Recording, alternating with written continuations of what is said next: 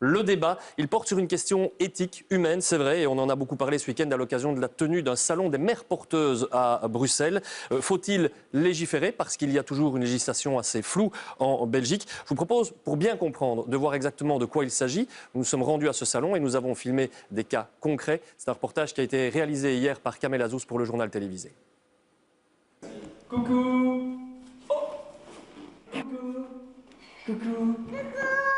Voici Lily Rose. Et cela fait 1 an et demi qu'elle comble de bonheur Fabien et Mario, ses 2 papas. Pourtant, il y a 7 ans, ce couple qui souhaitait fonder une famille avait opté pour une autre solution.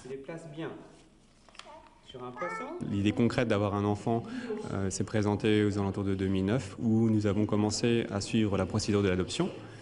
On a donc suivi la formation obligatoire de groupe, puis les entretiens individuels. Et à la fin du parcours, on s'est rendu compte que pour nous, en tout cas, l'adoption était compliquée, sinon voire impossible. Quelques années plus tard, Fabien et Mario pensent alors à la GPA, entendez par là la gestation pour autrui. Une fécondation in vitro avec l'aide d'une mère porteuse. Ils iront aux États-Unis, un pays où cette pratique est autorisée et surtout juridiquement encadrée. C'est le chemin qu'on a décidé de suivre et qui finalement a été très balisé.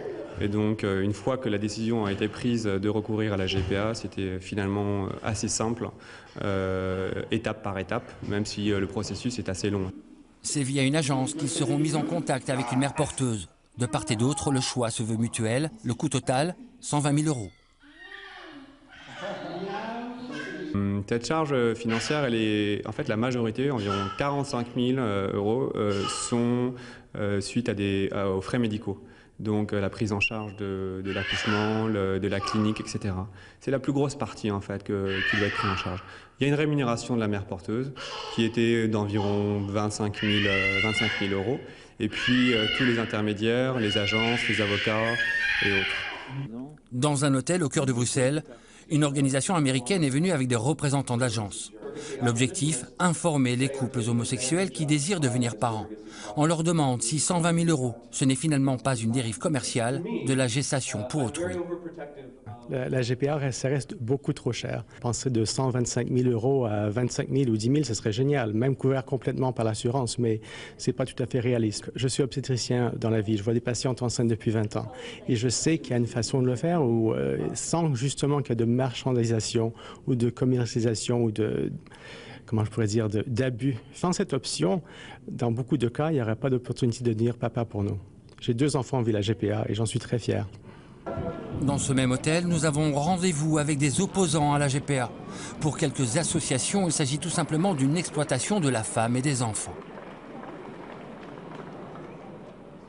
Formidable cette solution pour assouvir un désir d'enfant, d'exploiter le corps des femmes, de payer une femme pendant 1 année pour qu'elle porte un enfant qu'elle sera obligée d'abandonner à la naissance, avec un ovocyte qui va être acheté lui aussi, dont on va définir les qualités.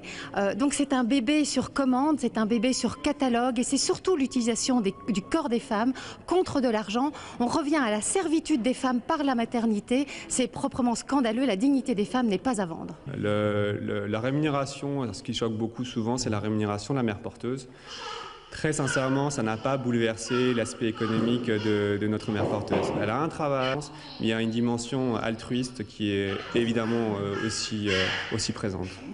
Entre la liberté pour la mère porteuse de disposer de son corps, la liberté pour des parents hétéros ou homosexuels d'avoir des enfants, et le risque de dérive, la gestation pour autrui suscite un débat éthique, particulièrement avec le flou juridique en Belgique.